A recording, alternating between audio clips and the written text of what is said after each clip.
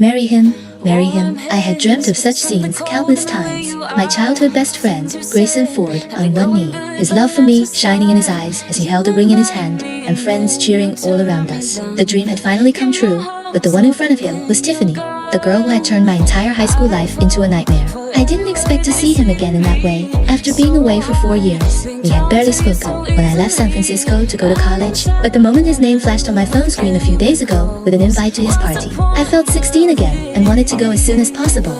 And at that moment, I deeply regretted it. I had no idea they were still together, as I hadn't checked his social media profiles in a long time. "I love you," he said to her as he waited. His words made me peek from behind the wall, where I'd been hiding since my arrival. They were surrounded by guests in the living room. "I love you too, babe," she said in that voice that I still found annoying. Yes, her giggle, his smile, and their passionate kiss all cut deeper than I expected. My fingers curled around the strap of my handbag so tightly that I thought it might snap, but I didn't care. I was already fighting back my tears. Even though he was the only one I had loved for more than 10 years and my heart was breaking, I wasn't going to cry there. It was his engagement party, and I wasn't about to behave like the clumsy Harper of high school. Not anymore. Right as the applause began to fade, I held my head high and stepped forward into the living room, the sound of my heels making heads turn. I hadn't seen any of those people in years, but I never forgot how they mocked my baggy dressing and unappealing presence in school.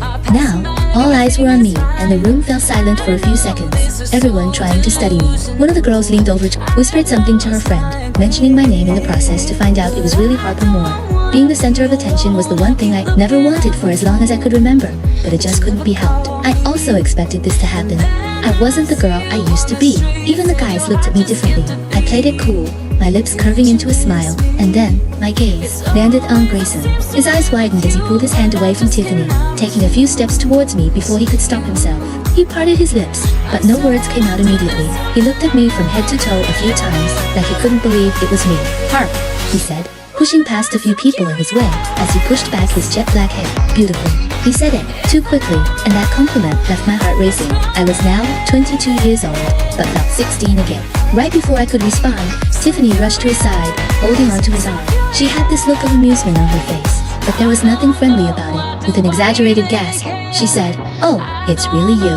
She looked at me from head to toe with the same fake smile that was always plastered across her face. There was a time when Grayson and I were very close, but when he became popular in junior high school and she showed interest in him, everything changed. She was rich and beautiful. Everything I wasn't back then.